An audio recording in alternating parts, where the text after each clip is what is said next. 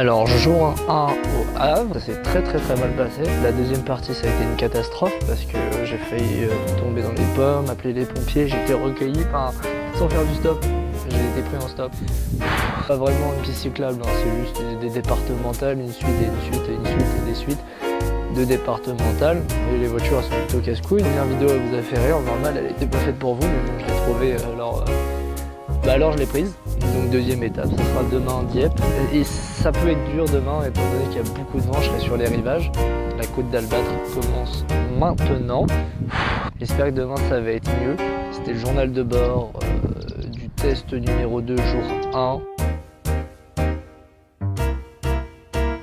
Test numéro 2 sur le Pérou. Donc je suis à Dieppe. Là je viens de m'enfiler une baguette et un Neuchâtel.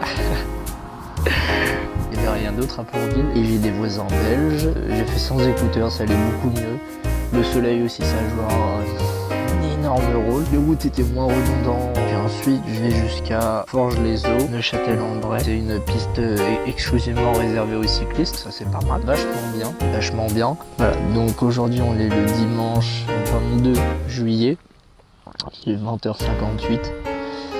Et je vais aller me coucher. Demain ça devrait vraiment aller bien. Nope.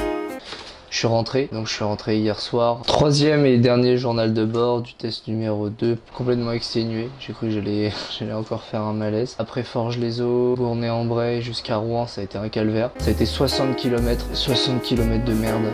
Il y avait un soleil de plomb. J'ai juste à montrer ça.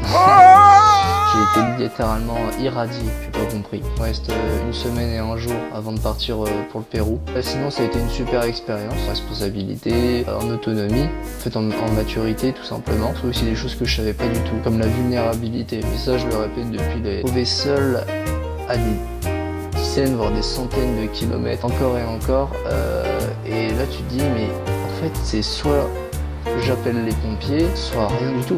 J'avais personne à appeler quoi. Donc vraiment c'était soit je continuais, il n'y avait pas de choix en fait. C'est des qualités pour le Pérou qui vont être indispensables je pense pour mener à bien mon voyage et mon étude. Je suis complètement crevé, je suis cassé, j'ai le dos en compote, j'avais 20 kilos sur le dos. Mon vélo a tenu le coup, Go Fast a tenu le coup.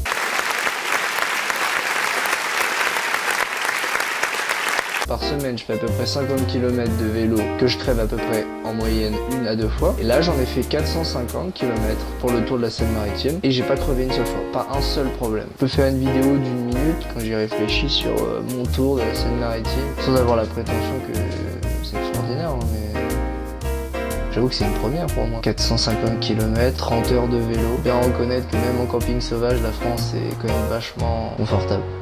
J'accuse encore un peu le coup et d'ici quelques jours et semaines je me dirais ah ouais je le referai peut-être et je le referai peut-être. Donc voilà, le but après c'est de faire le tour de Normandie, de France, amener de la crème solaire